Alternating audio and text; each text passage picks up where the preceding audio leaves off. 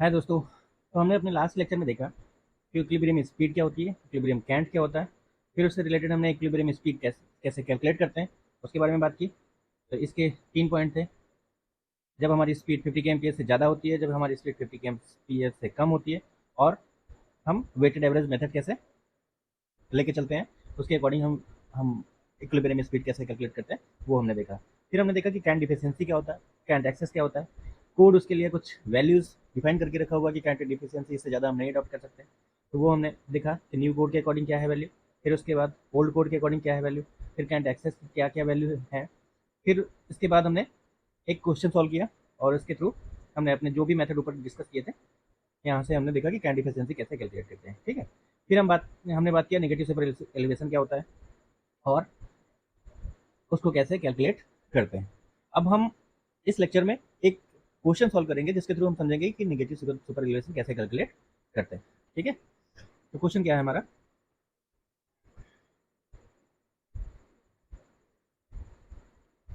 Question है हमारा, if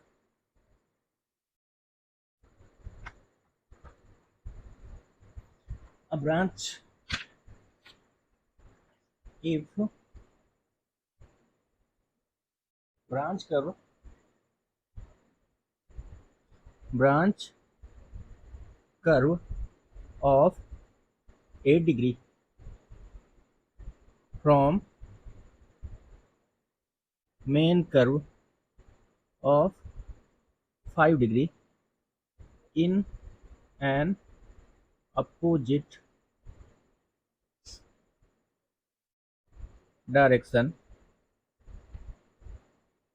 in a layout of a broad gauge। क्या कह रहा है? A branch curve of 8 degree from a main curve of 5 degree in an opposite direction in a layout of broad gauge. ठीक है, broad gauge track है जिसमें कि जो मेन कर्व है वो 5 डिग्री का है और उससे 8 डिग्री कर्व का ब्रांच लाइन निकल रही है। ठीक है। फिर क्या कह रहा है? Broad gauge track calculate the super elevation and the speed on the branch line branch line if the max speed permitted on main line is 45 kmph। ठीक है। ये हमारा क्वेश्चन है। क्या कह रहा है कि branch curve of 8 degree from a main curve of 5 degree in an opposite direction in a layout of broad gauge track. ठीक है। ब्रॉड गेज ट्रैक है, मेन लाइन का जो कर्व है 5 डिग्री का है, उससे हमारी ब्रांच लाइन निकल रही थी जिसकी जो कि कर्व की डिग्री कितनी है, 8 डिग्री। फिर उसके बाद क्या कैलकुलेट करना है? सुपर एलिवेशन कैलकुलेट करना है ऑन दी ब्रांच लाइन, और मैक्सिमम स्पीड कैलकुलेट करना है ऑन दी ब्रांच लाइन। और क्या दे रखा है हमारे पास? If the maximum speed permitted on the main line is 45 kmph। ठीक है।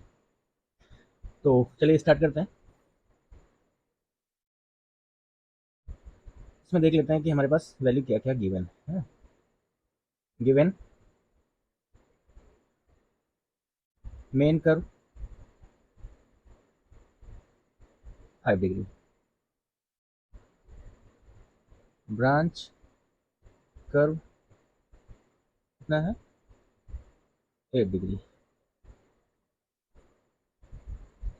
8 डिग्री। फिर उसके बाद और क्या बताया इसने कि जो हमारी ट्रैक है या गेज है वो कैसा है? Broad gauge. ठीक है। साथ में maximum speed on main line, on main line कितना है? 45 kmph। ठीक है। अब हम यहाँ से स्टार्ट करेंगे। ठीक है। क्या है इसके लिए? हम सबसे पहले कैलकुलेट करेंगे, हमको निकालना क्या है? Super elevation. Super elevation. अब इसके लिए फॉर्मूला क्या होता है, e equal to g into v square upon 127 r. ठीक है, तो हमें आर की जरूरत पड़ेगी, आर की जरूरत पड़ेगी। तो आर इक्वल टू क्या होता है, 1750 डिवाइड बाई डी डिग्री। तो हमारे पास मेन लाइन के करस्पॉन्डिंग वी की वैल्यू पता है, तो हम मेन लाइन के करस्पॉन्डिंग हम इसको निकालेंगे। तो r for main line 1750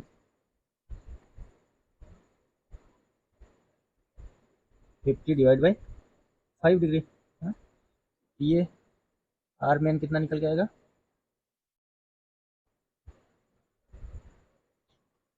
1750 divide by 5।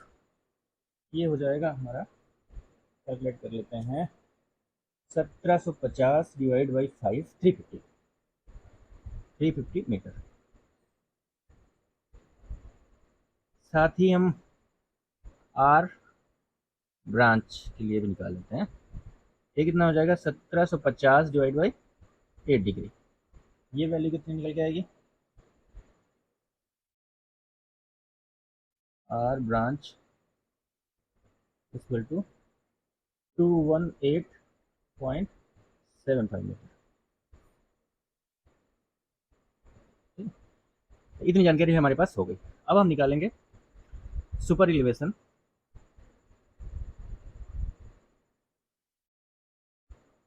For main line. तो इसके लिए हमको क्या पता है, e equal to g into v square upon 127 are. यहाँ से हम लिख सकते हैं e equal to 1.75 into v कितना है, मैक्सिमम स्पीड पर मीटर कितनी है, 45 kmph, 45 square divide by 127 into r कितना था इसके लिए, 350। ठीक है, ये निकल के आएगा 1.75 into 45 into 45 divide by 127 divide by 350। तो ये कितना निकल के आ रहा है, ई इक्वल टू 7.97 सेंटीमीटर। ठीक है, ये हमारा निकल के आ गया ई।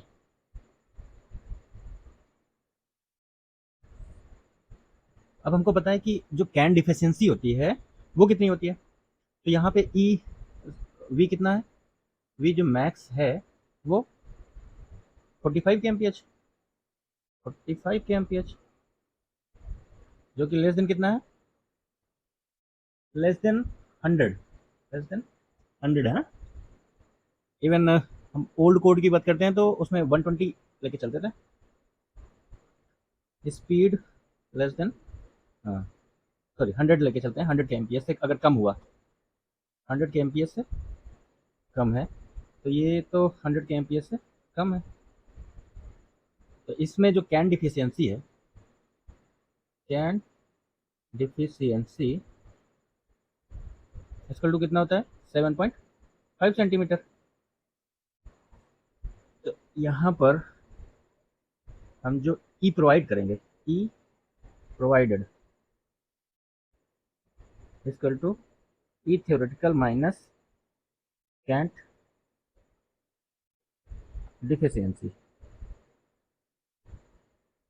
यहाँ पे कितना हो जाएगा, ये निकल कितना आता है, 7.97 माइनस 7.5, ये 0.47 सेंटीमीटर।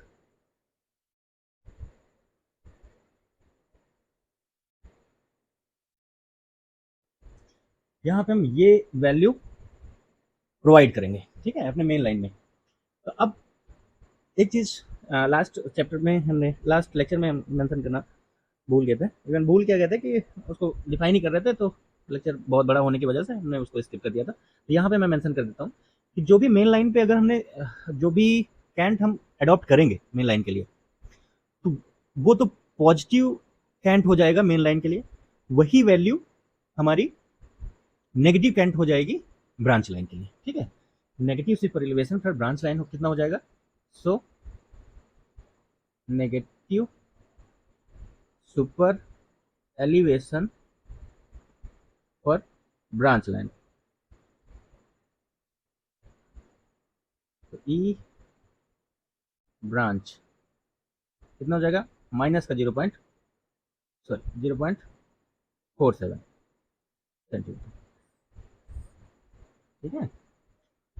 तो जो भी हम मेन लाइन के लिए पॉजिटिव सुपर एलिवेशन हम अडॉप्ट करते हैं, वही हमारी ब्रांच लाइन के लिए नेगेटिव सुपर एलिवेशन की वैल्यू बन जाती है, ठीक है। अब यहाँ पे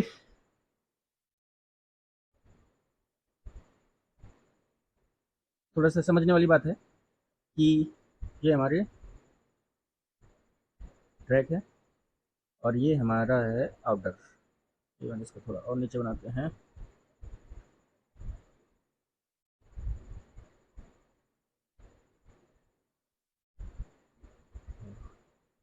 एक तो ये वैल्यू होगी,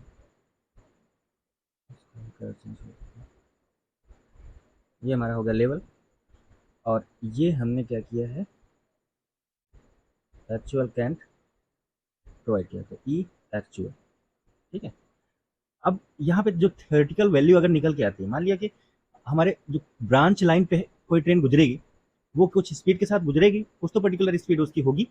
अब उसके लिए एक पॉजिटिव कैंट की जरूरत पड़ेगी। तो मान लिया कि अगर बी स्पीड है, तो उसके लिए कुछ ई की वैल्यू निकल के आएगी, ई कह सकता है ई थ्योरेटिकल, ई थ्योरेटिकल की वैल्यू निकल के आएगी, तो वो वैल्यू हमको देना चाहिए था।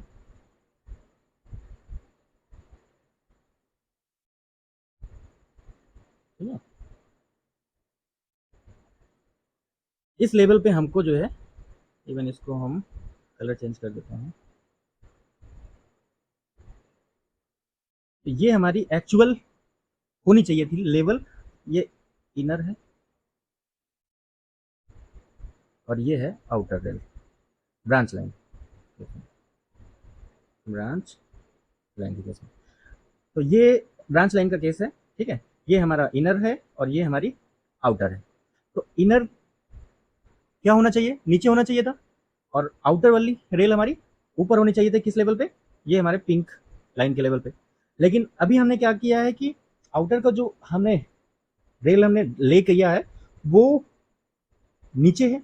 अब नीचे ये कितनी हो सकती है, ये हो सकती है, इसको अगर हम कहें ई थ्योरेटिकल, इस वाली वैल्यू को कहें ई थ्योरेटिकल, और इसमें हमने घटा दिया क्या, कैंट डिफिशियंसी, कैंट डिफिशियंसी,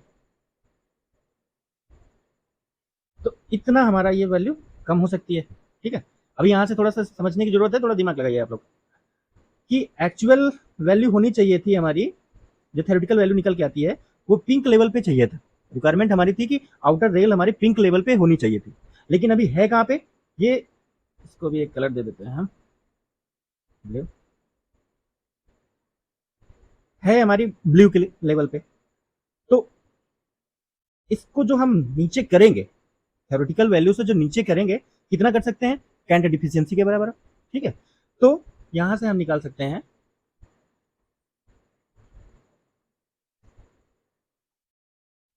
यहां से क्या आउट हम निकाल सकते हैं हम, कि E actual equal to E theoretical minus cant deficiency, ठीक है। यहाँ पे ई एक्चुअल कितना है, ई एक्चुअल है ब्रांच लाइन के केस में माइनस का 0.47, कैन डिफिशियंसी कितना हो सकता है,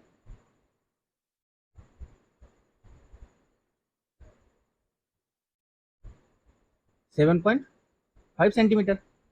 यहाँ से ई थ्योरेटिकल अगर हम निकालें, E theoretical equal to E actual plus का कैन डिफिशियंसी,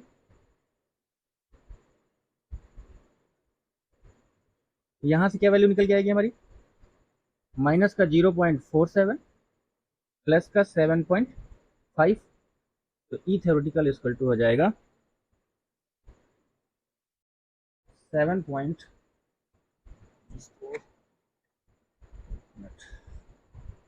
माइनस का 0.47 प्लस का 7.5, ये हो जाएगा 7.03 सेंटीमीटर। ठीक है, ये हो गई ब्रांच लाइन की ई थ्योरेटिकल। अब इसी के करस्पॉन्डिंग हम स्पीड भी निकाल लेंगे कि ब्रांच लाइन में हमारी स्पीड कितनी होगी। तो ई थ्योरेटिकल इक्वल टू होता है G V square upon 127 are. यहाँ से हमारा v इक्वल टू हो जाएगा under root E theoretical into 127 R divide by G. तो v equal to under root E theoretical कितना निकल गया था 7.03। 7.0 तो ये क्या है मैं सेंटीमीटर में ना, तो इसको मीटर में चेंज करेंगे तो 0.0703 इंटू 127 आर। आर इसके लिए कितना था ब्रांच लाइन के लिए, आर की वैल्यू 218.75 है, 218.75 218.75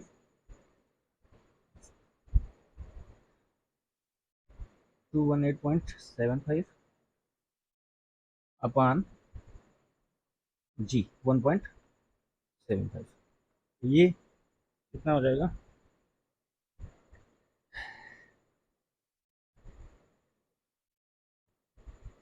0.0703 इंटू 127 इंटू 218.75 डिवाइड बाय 1.75 1.75, ये निकल के आ रही है v इक्वल टू 33.407 kmph। ठीक है, ये किसके लिए है, ब्रांच के लिए। इसको ब्रांच वी ब्रांच कितना निकल के आया कि ब्रांच लाइन में हमारी स्पीड कितनी रहेगी ट्रेन की 33.407। ठीक है, तो हमारा जो भी क्वेश्चन था सॉल्व हो गया। सबसे पहले क्या पूछा था, सुपर एलिवेशन कितना होगा, फिर हम कितना प्रोवाइड करेंगे वो भी हमने निकाल लिया। तो प्रोवाइड हमने देखा कि करेंगे कैन डिफिशियंसी घटा के, है वही हमारा ई नेगेटिव हो जाएगा। ब्रांच लाइन के लिए जो नेगेटिव सुपर एलिवेशन की वैल्यू भी वही हो जाएगी। फिर हमने देखा कि ब्रांच लाइन में ई थ्योरेटिकल कितना निकल के आएगा, वो कैसे हमने कैलकुलेट किया, ई एक्चुअल प्लस कैन डिफिशियंसी लगा के। फिर हमने देखा कि जो ई थ्योरेटिकल की वैल्यू कितनी है उसके करस्पॉन्डिंग हमारी स्पीड जो ब्रांच लाइन में होगी वो कितनी होगी, तो वो निकल के आए 33.407। ठीक है, ये हमारा क्वेश्चन सॉल्व हो गया। आई होप कि आपको नेगेटिव सुपर एलिवेशन का कॉन्सेप्ट भी समझ में आया होगा। अगर नहीं आया है तो प्लीज़ हमें कमेंट कर सकते हैं, है ना, क्वेश्चन आस्क पूछ सकते हैं हमसे। अब हम नेक्स्ट बात करेंगे कर्व के बारे में। ठीक है, नेक्स्ट हम बात करेंगे कर्व के बारे में। कर्व होता क्या है, प्रोवाइड क्यों करते हैं, तो इससे रिलेटेड हम अपने इस आगे के लेक्चर में हम डिस्कस करेंगे। तो क्या कर्व है,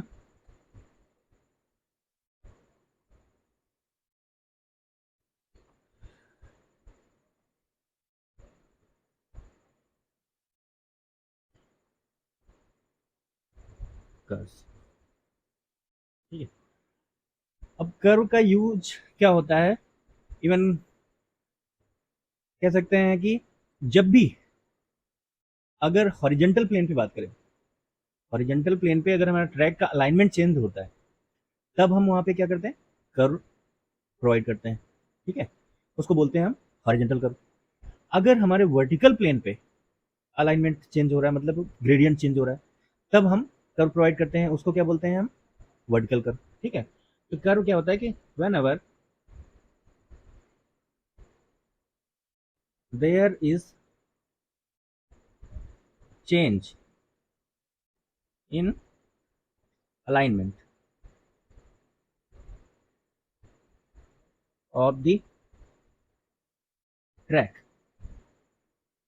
on horizontal plane, then we provide curve known as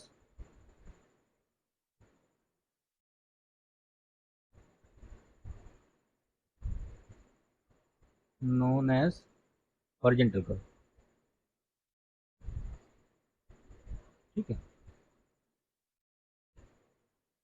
whenever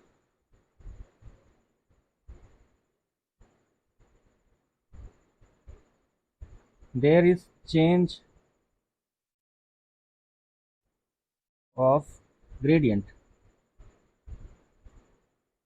on vertical plane,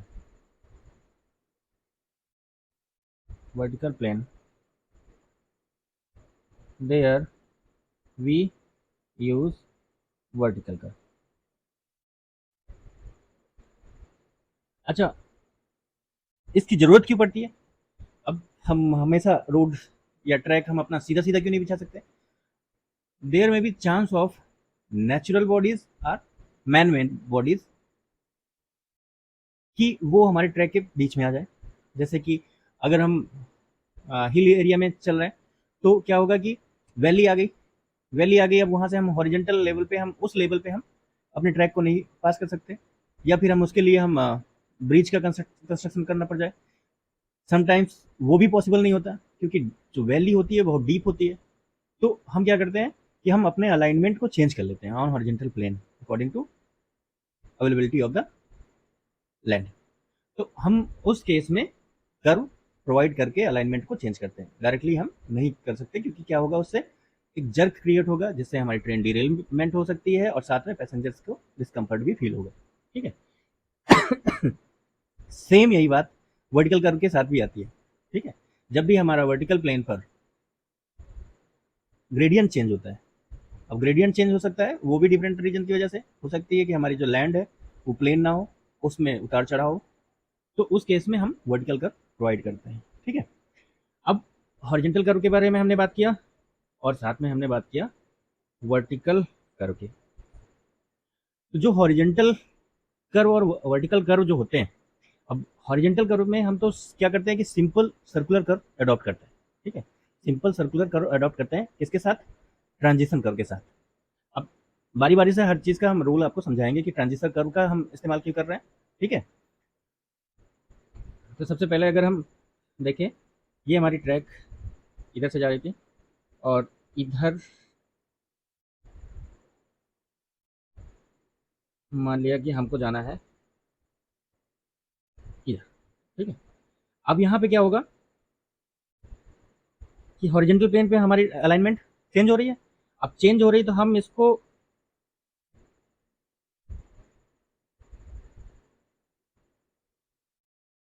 direct अगर जोड़ते हैं तो कैसे होता है ये? समथिंग लाइक दिस और समथिंग लाइक दिस, ऐसा होता है।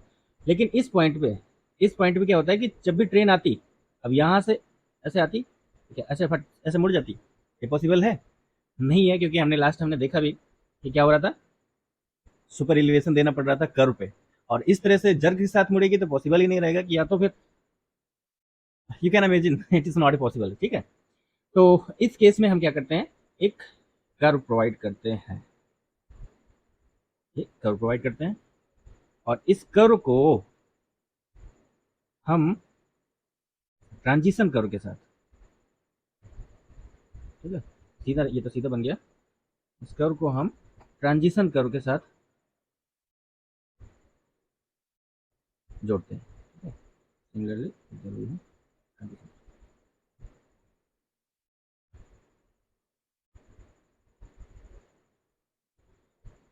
ये जो हमने पिंक कलर में दिखाया है ये ट्रांजिशन कर्व होता है, और ये जो है ये सिंपल सर्कुलर कर्व होता है। ठीक है, सर्कुलर कर्व होता है, और ये वाला पोर्शन हमारा ट्रांजिशन कर्व कहलाता है, साथ में ये भी। ठीक है, तो यहाँ से हमने देखा कि सिंपल सर्कुलर कर्व क्या होता है, कैसे रोल में आता है, और ट्रांजिशन कर्व का क्या रोल होता है। अब ट्रांजिशन कर्व का रोल मैंने फिगर में तो दिखा दिया, अब आप लोग को भी थोड़ा सा सोचना चाहिए कि क्या इसका रोल है एक्चुअली, नहीं तो मैं तो बताऊंगा ही। तो क्या हो रहा है कि जब भी स्ट्रेट पोर्शन से सिंपल सर्कुलर कर्व को हम कनेक्ट करते हैं तो हम ट्रांजिशन कर्व का इस्तेमाल करते हैं। क्यों? ट्रांजिशन कर्व के पास प्रॉपर्टी होती है कि वो एक एंड पे तो उसकी रेडियस मैक्सिमम होती है और एक एंड पे पहुंच के उसकी रेडियस सिंपल सर्कुलर कर्व के बराबर हो जाती है। तो हमको ऐसा ही पोर्शन चाहिए था जिसका एक सिरा हम सीधे स्ट्रेट पोर्शन के साथ कनेक्ट कर सके और एक सिरा हम सर्कुलर पोर्शन के साथ कनेक्ट कर सके। तो यही चीज हम इसी प्रॉपर्टी का हम इस्तेमाल करते हुए जो है ट्रांजिशन कर्व का इस्तेमाल हम करते हैं अपने कर्व में। ठीक है, तो यहाँ से आपको ट्रांजिशन कर्व के बारे में कुछ आइडिया लगा होगा। तो अभी हम बात करेंगे ट्रांजिशन कर्व के बारे में। ठीक है, ट्रांजिशन कर्व क्या होता है कि जब भी हम स्ट्रेट पोर्शन को सर्कुलर पोर्शन के साथ जोड़ते हैं, जैसा कि हम अपने इस फिगर में देख सकते हैं, ग्रीन वाला जो पोर्शन है यहाँ पे वो क्या है, हमारा सर्कुलर पोर्शन है, सर्कुलर कर्व है। और उसको स्ट्रेट, ये रेड वाले पोर्शन से, स्ट्रेट पोर्शन से अगर हम जोड़ते हैं तो क्या होता है कि इसको जोड़ने के लिए एक ऐसा कर्व की जरूरत पड़ती है जिसमें एक एंड तो स्ट्रेट हो और दूसरा एंड का जो रेडियस होना चाहिए वो सर्कुलर कर्व के बराबर हो जाना चाहिए। तो ऐसे कर्व जिसका एक एंड का रेडियस इन्फिनाइट होता है या स्ट्रेट होता है और दूसरा एंड जो है उसका रेडियस होता है वो सर्कुलर कर्व के बराबर होता है, तो उसे हम ट्रांजिशन कर्व कहते हैं। और ये हमको इस फिगर से हम समझ सकते हैं कि कहाँ पे उसका हम इस्तेमाल करते हैं। ठीक है, तो ट्रांजिशन कर्व के बारे में बात करें तो this is the curve which is introduced between the circular curve and the straight portion of the track. Okay, फिर उसके बाद और हमने क्या पॉइंट डिस्कस किया कि radius of the transition curve जो होता है uniformly decreases from the infinite at one end to radius R at the another end या another side of the circular curve. ठीक है, जो सर्कुलर कर्व की तरफ उसका रेडियस कितना हो जाता है, आर के बराबर हो जाता है, और स्ट्रेट पोर्शन पे उसका रेडियस कितना रहता है, इन्फिनाइट रहता है। फिर अब हम बात करेंगे types of the transition curve. ठीक है, तो हम तीन तरह के ट्रांजिशन कर्व के बारे में अभी यहाँ पर डिस्कस करेंगे। सबसे पहले तो बात करें स्पाइरल की, स्पाइरल कर्व। ठीक है, तो स्पाइरल कर्व क्या होता है, जब भी हमारा जो डिग्री ऑफ डिफ्लेक्शन डिफ्लेक्शन का अगर हम एंगल देखते हैं, अगर मोर देन 9 डिग्री है, मोर देन 9 डिग्री, तब हम क्या करेंगे, वहां पर स्पाइरल कर्व एडॉप्ट करते हैं। ठीक है, तो इसको लिख सकते हैं कि spiral curve in the highway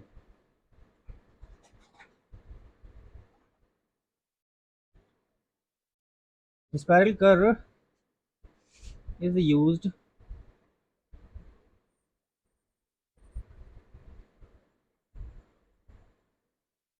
spiral curve is used in the highway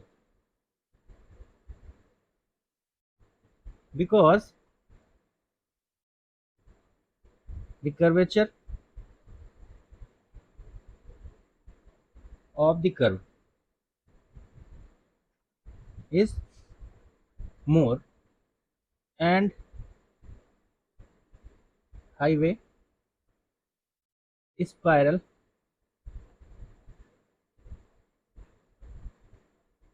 curves allow deflection more than 9 degree. ठीक है, तो हाईवे में क्या होता है, जो भी कर्व हम अडॉप्ट करते हैं in comparison to railway track, उनका जो रेडियस होता है वो कम होता है, तो डिग्री ज़्यादा होती है। तो हमारा जब भी अगर 9 डिग्री से ज़्यादा हम ज़्यादा पे जाते हैं तो हम किस पे कौन सा कर्व अडॉप्ट करते हैं, स्पाइरल कर्व। ठीक है, तो हाईवे इंजीनियरिंग में हम स्पाइरल कर्व प्रेफर करते हैं। अब हम बात करें कि जो क्यूबिक पैराबोला है वो किस डिग्री तक के कर्व के लिए सुटेबल रहता है।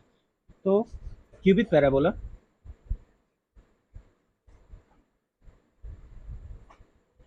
is used in railway because the deflection allowed in tracks are below 9 degree. ठीक है, यहाँ पे क्या कर रहे हैं हम, जो भी डिफ्लेक्शन अलाउ कर रहे हैं वो 9 डिग्री से कम। इससे पहले भी हमने डिस्कस किया था कि जो मैक्सिमम डिग्री होती है वो कितना हम अडॉप्ट कर सकते हैं, और मिनिमम रेडियस। तो हमने लास्ट के लेक्चरों में देखा था कि कितना हम मैक्सिमम डिग्री तक जा सकते हैं। तो डिग्री की वैल्यू ब्रॉड गेज के टर्म में जो हमें याद आ रही है कि मैक्सिमम 10 डिग्री तक हम मेंशन किया था हमने। तो यहाँ पे हम 9 डिग्री ही लेके चल रहे हैं कि 9 डिग्री से ज़्यादा हम नहीं जाते हैं, और इसके लिए हमारा क्यूबिक पैराबोला ही बेस्ट होता है। ठीक है, फिर इसके बाद हम बात करेंगे, साथ में इसका एक और प्रॉपर्टी होती है, and with in this limit cubic parabola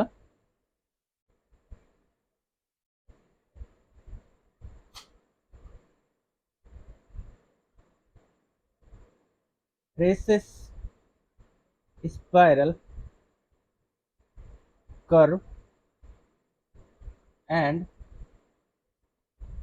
setting out the parabola is also easy। ठीक है, फिर उसके बाद हम बात करेंगे बर्नौली। नेक्स्ट इसमें तीन तरह के हमने देखे, एक तो क्यूबिक पैराबोला, फिर उसके बाद स्पाइरल, फिर बर्नौली है। तो बर्नौली के बारे में बात करेंगे हम, बर्नौली कर्व के बारे में। तो इसको बोलते हैं बर्नौली लैम्निस्केट।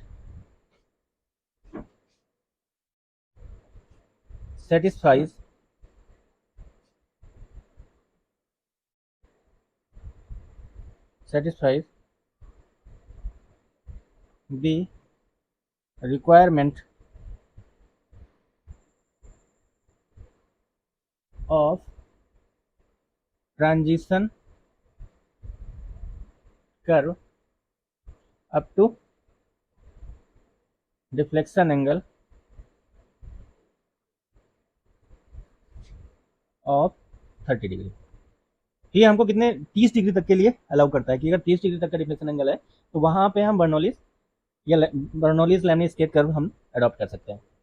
फिर अब बात करेंगे कि function of the transition curve. ठीक है, फंक्शन ऑफ ट्रांजिशन कर्व।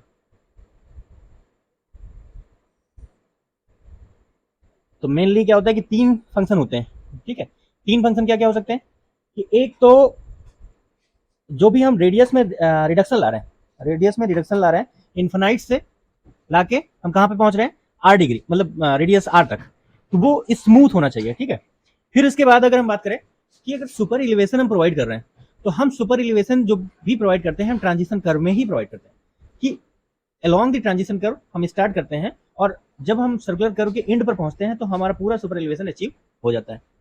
तीसरा अगर हम बात करें कि जब भी हम सर्कुलर कर्व पे, अभी हम आगे बात करेंगे कि सर्कुलर कर्व पे हम ट्रैक को थोड़ा सा वाइड करते हैं, मतलब वाइडनिंग प्रोवाइड करते हैं।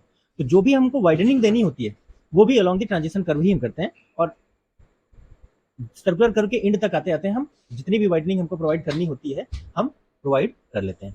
तो तीन फंक्शन होते हैं to facilitate the super elevation.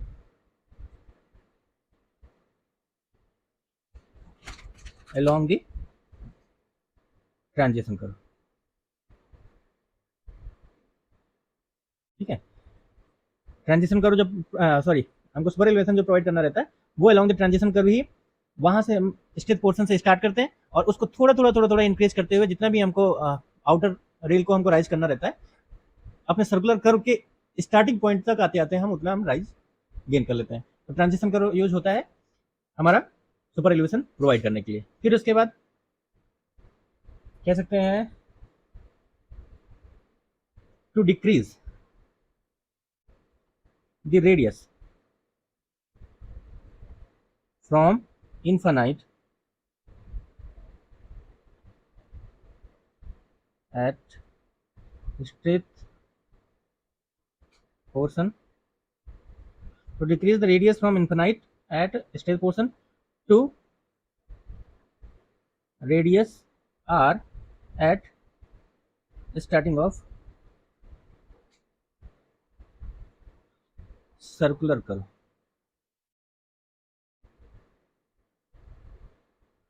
to decrease the radius from infinite at the state portion to radius r at starting of the circular curve uniformly.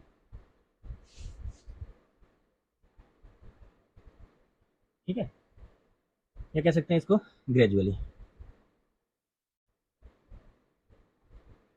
ठीक है, फिर इसके बाद और हमने क्या पॉइंट दिया था, हाँ, to widen the track at curve.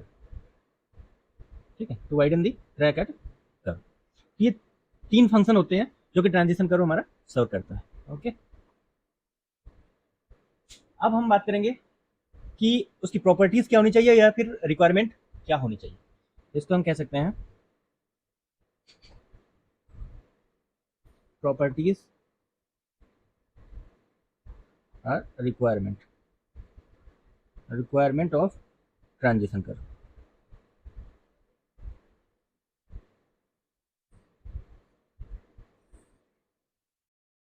ठीक है, ये क्या होनी चाहिए हमारा, सबसे पहले तो जो भी हमारा फंक्शन है उसको सर्व ही कराना है मेरे को, और इससे ज़्यादा हमको उससे कुछ नहीं चाहिए।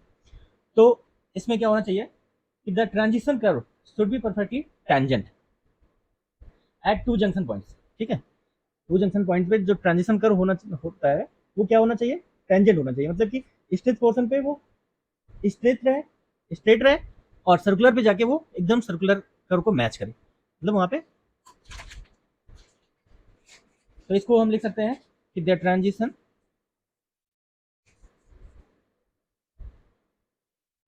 Curve should be perfectly tangent at 2 junction point. ठीक है, ये पॉइंट समझ में आया। फिर इसके बाद क्या है, the rate of change of curvature जो होना चाहिए, the rate of change of curvature वो कैसा होना चाहिए, शुड बी सेम। ठीक है, जो rate of change of the curvature होना चाहिए वो should be same as rate of super elevation. ठीक है, हमने क्या बात किया कि हमको सुपर एलिवेशन इसी ट्रांजिशन कर्व में ही प्रोवाइड करना है। स्टार्ट करेंगे मतलब कि अब जहां पे स्ट्रेच पोर्शन स्टार्ट होगा या स्ट्रेच पोर्शन रहता है वहां पे सुपर एलिवेशन 0 रहेगा, और कर्व के स्टार्टिंग पॉइंट पे आने तक हमारा पूरा सुपर एलिवेशन अचीव हो जाता है। तो एक जो उसका रेट होना चाहिए गेन करने का वो काहे के बराबर होगा, rate of change of curvature के बराबर। ठीक है, तो ये 2 पॉइंट कह सकते हैं कि इसकी प्रॉपर्टीज होती हैं या फिर इसकी रिक्वायरमेंट होता है। ठीक है, अब हम बात करेंगे transition curve for railway. Transition curve for railway,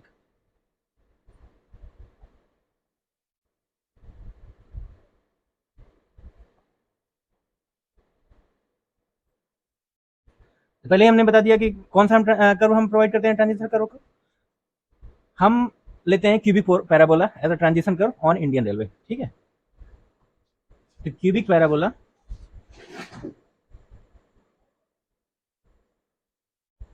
is adopted as transition curve in Indian Railway। ठीक है, और प्रीवियसली हमने मेंशन किया था कि इसका जो लेआउट होता है वो भी क्या होता है, इजी होता है। तो it can be easily set out, it can be easily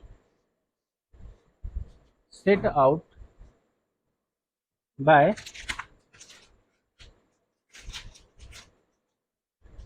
offset method. ठीक है, तो इसको हम कैसे सेट आउट कर सकते हैं, ऑफसेट मेथड का यूज इस्तेमाल करते हुए इसको सेट आउट कर सकते हैं। फिर उसके बाद इसका एक और नाम होता है, तो cubic parabola is also known as Froude. क्या? फ्रॉड है, फ्रॉड्स कर्व। ठीक है, तो क्यूबिक पैराबोला को हम फ्रॉड्स कर्व की तरह भी जानते हैं। अब हम इसका कह सकते हैं कि डेरिवेशन देखेंगे। तो सबसे पहले हम इसको ड्रॉ कर लेते हैं।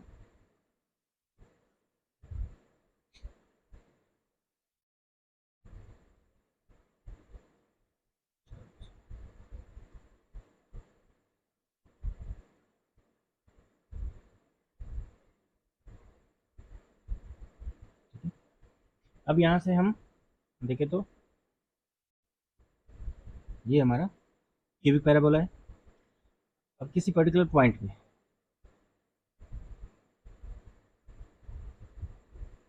एक वैल्यू होगी, ये कह सकते हैं y, और ये कह सकते हैं हम इसको थोड़ा सा स्ट्रेट बनाते हैं।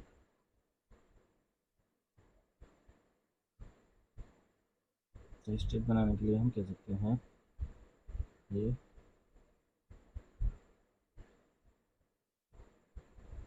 ठीक है, तो इसको हम कट कर देते हैं।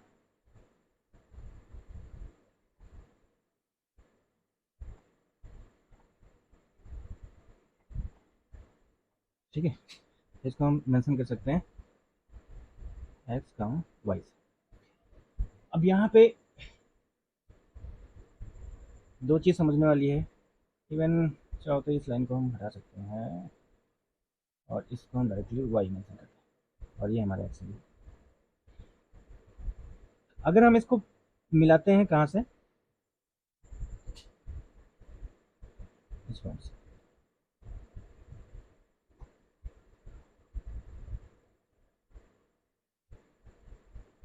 ठीक है, एक तो हमारा ये बनेगा, और दूसरा अगर हम यहाँ पे टेंजेंट खींचे, ये हमारा कहें ये बनेगा। ठीक है, इस एंगल को हम रिप्रेजेंट करते हैं फाई से, और इस एंगल को हम रिप्रेजेंट करते हैं डेल्टा से। किसी भी पॉइंट पे अगर हम उसके वो ओरिजिन से एक लाइन ड्रॉ करते हुए एंगल हम फाइंड करते हैं, तो उसको हम रिप्रेजेंट करते हैं डेल्टा से। और किसी पॉइंट पर्टिकुलर पॉइंट पे अगर हम टेंजेंट खींचते हैं, तो उस पे उससे जो एंगल निकल के आता है उसको हम रिप्रेजेंट करते हैं फाई से। ठीक है, अब इन एंगल को हम नाम क्या देते हैं वो हम बाद में देख लेंगे। ठीक है, तो कह सकते हैं यहाँ पे कि जो क्यूबिक पैराबोला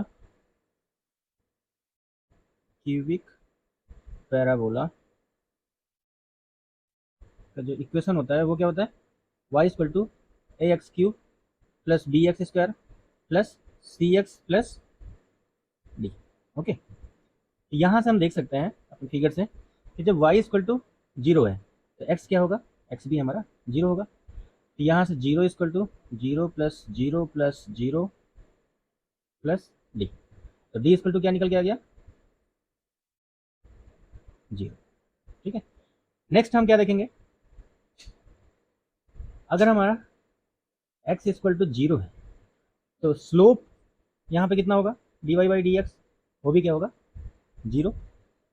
तो इसको हम रिप्रेजेंट कर सकते हैं D Y by D X equal to A into three X square plus B into two X plus C, और ये तो जीरो ऑलरेडी था, या यहाँ पे भी जीरो हो जाएगा। ठीक है, क्योंकि वहाँ पे एक्स नहीं है तो इसका डेरिवेटिव। तो यहाँ पे हमने क्या पुट करना है कि एक्स इक्वल टू जीरो, तो D Y by D X equal to zero, तो zero equal to A into zero plus B into zero plus C. तो यहाँ से क्या निकल के आता है हमारे पास, C equal to zero. Right, फिर हम देखेंगे at X equal to zero, तो D two Y upon D x square, मतलब कि रेडियस ये काहे के बराबर होता है, वन अपॉन आर के, रेडियस ऑफ कर्वेचर के बराबर। ठीक है, तो इसको तो हम बाद में हम नेक्स्ट पॉइंट में देखेंगे। तो जो d two Y upon D x square होगा, वो भी क्या निकल के आ रहा है वहाँ पे, zero, as x equal to zero पे। तो इसको फिर से अगर हम डेरिवेट करें तो D two y by D x square equal to 6 into a into x plus 2b plus 0। ठीक है, यहाँ से हमने देखा कि इसको हमको 0 पुट करेंगे तो अगर x 0 पुट करेंगे तो ये भी हमारा 0 हो जाता है, तो 0 प्लस 2b। यहाँ से हमारा b इक्वल टू भी क्या हो जाएगा, 0, b इक्वल टू भी 0, राइट। अब नेक्स्ट हम कंडीशन क्या लगाएंगे कि अगर x equal to l, x equal to l, तब क्या होता है d2i अपन dx स्क्वायर वो काहे के बराबर हो जाता है 1/r। वहां पे जो रेडियस ऑफ कर्व होती है वो काहे के बराबर हो जाती है, सर्कुलर कर्व के बराबर हो जाता है। तो जो कर्वेचर निकल के आता है इसको हम कर्वेचर कह सकते हैं 1/r, ये हो जाएगा। तो यहाँ से हम क्या देखते हैं कि d2y upon dx square equal to कितना निकल के आता है 6ax इक्वल टू 1/r लिख सकते हैं। यहाँ से हम x को l की तरह l से रिप्लेस करेंगे तभी ये 1/r हो पाता है। तो इसको हम कह सकते हैं 6a into L equal to 1/r। तो a इक्वल टू कितना हो जाएगा 1/6r l। ठीक है, हमारी a की वैल्यू निकल आई। अब हमारा जो फॉर्मूला जो निकल के आएगा तो y इक्वल टू कितना था, a एक्स क्यूब था और सारे टर्म्स तो क्या हो गए, 0 हो गए थे। b भी 0 नहीं हो गया था, c भी 0 हो गया था और d भी 0 हो गया था। तो a की वैल्यू कितना है, a की वैल्यू है 1/6r l into x cube. तो कह सकते हैं यहाँ से y equal to x cube upon 6r l। ठीक है, y इक्वल टू कितना हो गया x cube upon 6r l। अब हम बात करेंगे स्लोप के बारे में। ठीक है, स्लोप कौन सा, एक तो हम यहाँ पे देखेंगे कि फाई और एक हम बात करेंगे डेल्टा की। सबसे पहले हम बात करेंगे फाई की। तो फाई को हम बोलते हैं, अगर हम निकालें यहाँ पे कि tan फाई, तो tan फाई बराबर कैसे कह सकते हैं हम, tan फाई इक्वल टू कितना होगा dy by dx, dy by dx, right. क्योंकि हम किसी पर्टिकुलर पॉइंट पे उसके टेंजेंट की वजह से, तो टेंजेंट की वजह से मतलब एक छोटे से डिस्टेंस की वजह से मैं कितना चेंज आ रहा है, तो यहाँ पे dy बाई dx का रोल आएगा। तो tan phi equal to dy by dx। तो यहाँ पे dy बाई dx बराबर निकला क्या था, ये हुआ था 3 into a into x square, और तो सारे टर्म 0 हो जाते हैं। तो 3 इंटू ए की वैल्यू थी कुछ, हमने अभी फाइंड की, ए की वैल्यू कितनी फाइंड की, ए की वैल्यू हमने फाइंड की 1/6r l into x square. यहाँ से 3 से 6 कट जाएगा, 2 बचेगा। तो tan फाई इक्वल टू क्या निकल के आएगा, x square upon 2r l, right. tan phi equal to निकल के आया हमारा x square upon 2r l। अब फिगर से भी देख सकते हैं कि हमारा जो फाई की वैल्यू होगी वो मैक्सिमम कहाँ पे होगी, मैक्सिमम अगर हम यहाँ से हम टेंजेंट ड्रा करें लाइक दिस, ये जो हमारी फाई होगी वो कितनी होगी, मैक्स कह सकते हैं इसको, फाई मैक्स। जब x इक्वल टू एल हो जाएगा तब हमारा tan फाई क्या हो जाएगा, tan फाई मैक्स के बराबर। यहां से हम कह सकते हैं when x equal to l, phi equal to phi max. तो tan phi max equal to l square upon 2r l, l से एक एल कट जाएगा, तो यहाँ से निकल के आएगा tan phi max equal to L upon 2r। ठीक है, इसको बोलते हैं इक्वेशन ऑफ डिफ्लेक्शन। ठीक है, इक्वेशन ऑफ डिफ्लेक्शन। अब हम बात करेंगे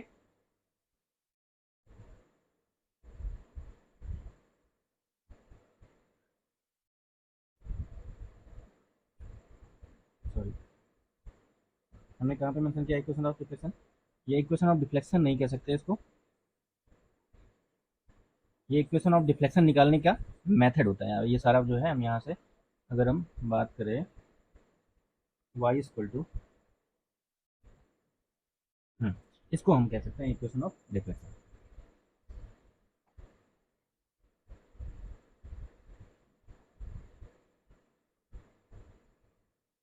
ठीक है, और जो फाई होता है उसको हम क्या बोलते हैं?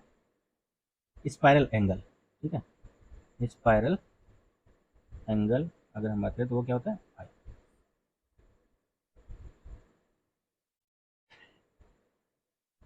निकल आया हमारा tan phi equal to x square upon 2RL। ये समझ में तो आ रहा है, ये एक्स स्क्वायर है।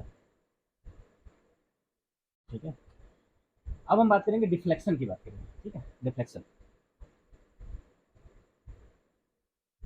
तो जब भी हम डिफ्लेक्शन की बात करेंगे तो हम अभी देखेंगे ओरिजिन से। ठीक है, जब ओरिजिन से देखेंगे तब हम tan फाई की अगर कहें, इसको हम डिफाइन भी कर सकते हैं कि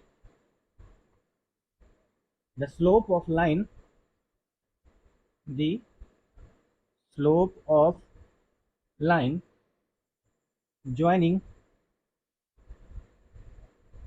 any point of the curve of the curve to origin। ठीक है, डिफ्लेक्शन को कैसे डिपेंड किया? The slope of the line joining any point of the curve to the origin.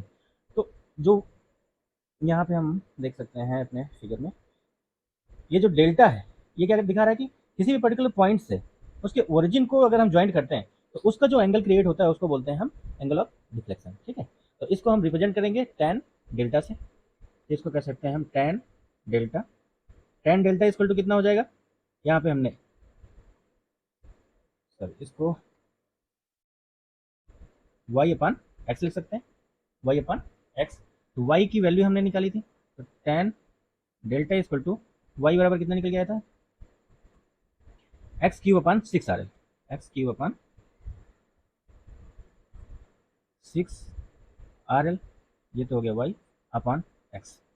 X से एक एक्स कट जाएगा, ये हो जाएगा tan delta equal to x square upon 6RL। अब इस वैल्यू के को अगर हम इस वैल्यू को अगर हम tan फाई के साथ कंपेयर करें, ठीक है, तो tan डेल्टा इक्वल टू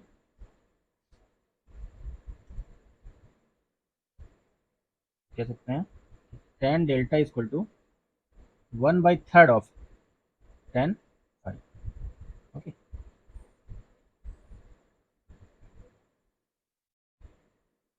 ये कुछ हमारे रिजल्ट हैं जो कि निकल के आए।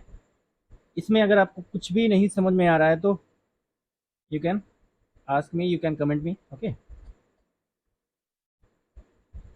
हमने देखा कि स्पाइरल एंगल फाई की मैंने बात किया, tan फाई बराबर निकल के आया एक्स स्क्वायर अपॉन 2RL।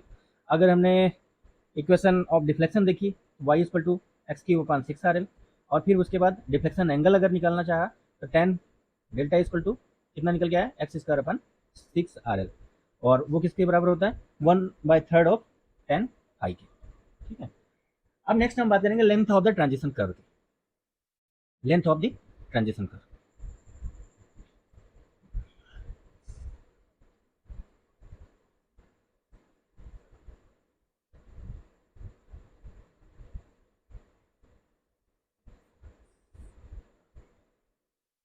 अब length of the transition curve अगर हम डिफाइन करें तो क्या होती है? पीछे चलते हैं अपने फिगर पे। यहाँ से जो स्ट्रेट पोर्शन को कर्व के स्टार्टिंग पॉइंट तक जोड़ने वाली जो लेंथ होती है उसी को हम कहते हैं length of the transition curve. ठीक है, इसको कह सकते हैं the centre line length along the center line center line of track start from straight portion to length along the center line of the track start from straight portion of the straight portion of the transition curve and ends at the starting point of circular curve. The length along the center line of the track start from कहाँ से start होती है straight portion of the transition curve से और and कहाँ पे होती है starting point of the circular curve पे.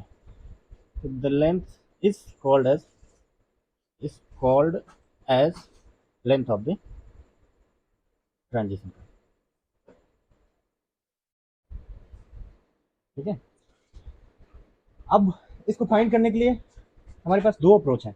ठीक है, दो अप्रोच हैं, उसके अकॉर्डिंग हम length of the transition curve find करते हैं. तो पहले अप्रोच की अगर हम बात करें, फर्स्ट अप्रोच,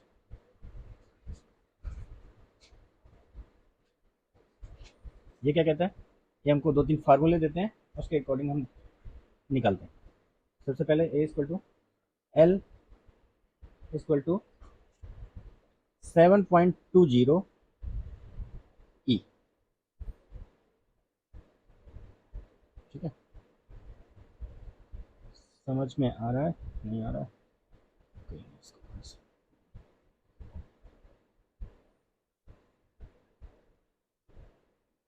ठीक है, 7.20 इंटू ई. ई क्या है इसमें, सुपर एलिवेशन. ओके, नेक्स्ट क्या होता है, B equal to L equal to B equal to 0.073 E into V max.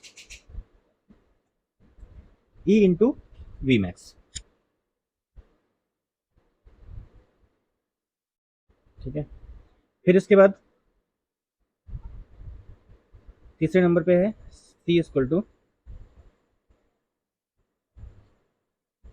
0.073 into D into V max.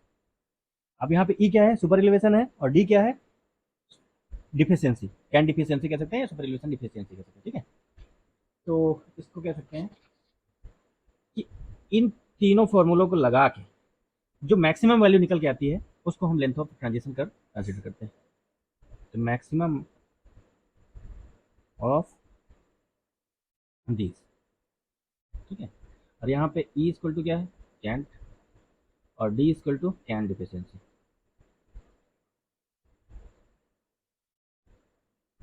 ठीक है,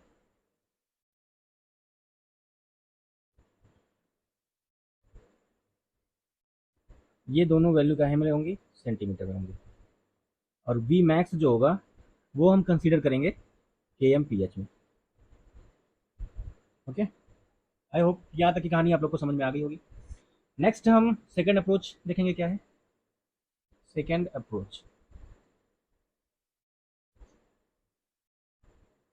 अब इसमें भी हमारे पास एक तो रेलवे बोर्ड फार्मूला है, नेक्स्ट है based on the rate of change of radial acceleration, फिर उसके बाद है as per rate of change of the super elevation.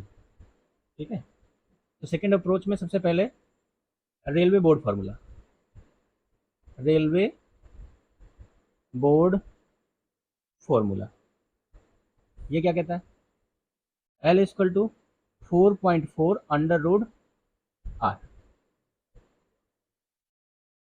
तो एल तो length of the transition curve है, जो कि काहे में होगा, ये वैल्यू निकल के मीटर में आएगी. आर जो होगा वो रेडियस ऑफ कर्व है, radius of curve in metre. Okay, ये हमारा फॉर्मूला है according to the railway board formula. Okay, next हम बात करेंगे based on the rate of the change of the radial acceleration, B equal to based on rate of change of radial acceleration। ठीक है, तो इसके according क्या होता है,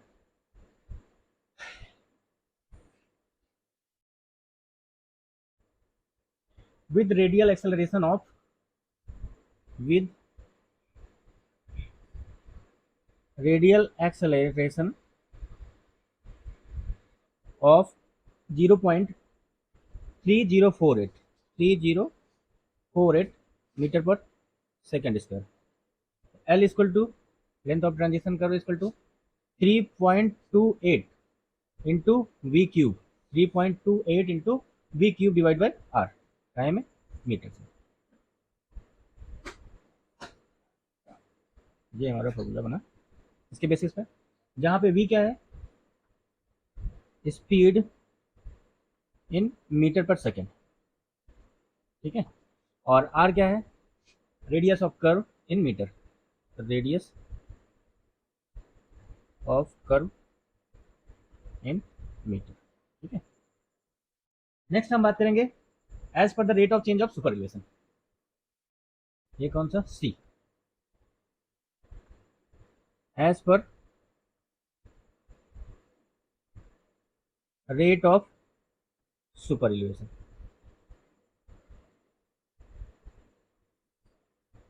अब इसके अकॉर्डिंग देखेंगे तो क्या फॉर्मूला निकल के आता है, एल इक्वल टू 3.6 ई,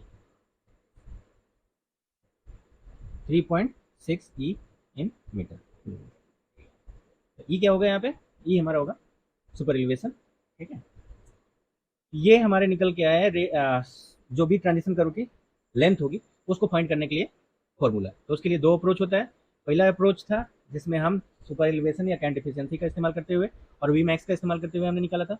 दूसरे अप्रोच में हमने एक तो रेलवे बोर्ड फॉर्मूला इस्तेमाल किया, फिर उसके बाद based on the rate of change of radial acceleration, फिर उसके बाद थर्ड वन जो हमने इस्तेमाल किया कि rate per as per the rate of super elevation.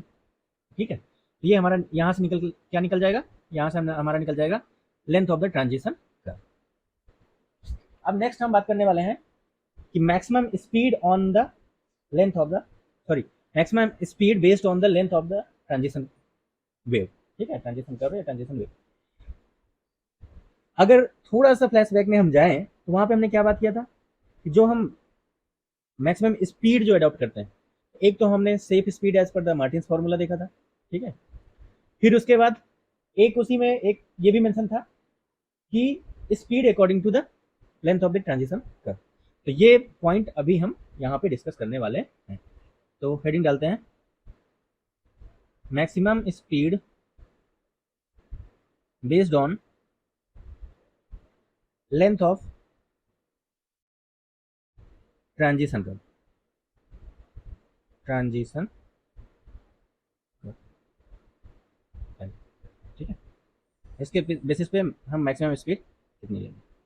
तो उसके लिए दो कंडीशन बनती है, एक तो जब v is less than 100 kmph, इस केस में v max equal to 134 L अपॉन E R, 134 L अपॉन D। ठीक है, तो यहाँ E और D क्या है, E सुपर एलिवेशन है और D हमारा कैंट एफिशिएंसी है। ठीक है, उसको हम बाद में मेंशन भी कर लेंगे। और दूसरा फॉर्मूला साथ में देख लेते हैं कि V जब V is more than 100 kmph, तो उस केस में V मैक्स कितना बनता है, 198 L अपॉन E R, 198 L अपॉन D। अब यहाँ पे हम ये भी देख लेंगे कि E equal to super elevation का है में वैल्यू mm में, और कैपिटल डी यहाँ पे जो मेंशन कर रखे हैं हम, वो क्या है, कैंट डिफिशियंसी है। ये भी वैल्यू काहे में रहेगी, एम एम। ठीक है, ये हमारा निकला है safe speed as per the maximum speed based on the length of the transition curve. अब साथ में ही हम देखेंगे क्या क्या स्टेप हम कौन सा स्टेप अडॉप्ट करते हैं सेफ स्पीड को फाइंड करने के लिए। तो सबसे पहले क्या करेंगे, हम मर्टिस फार्मूला का इस्तेमाल करते हुए स्पीड निकालेंगे। फिर उसके बाद हम कैंट फार्मूला को इस्तेमाल करते हुए मैक्सिमम स्पीड निकालेंगे। फिर उसके बाद हम करेंगे maximum speed allowed based on the above 3, so maximum allowed speed will be the minimum of the above 3, so that there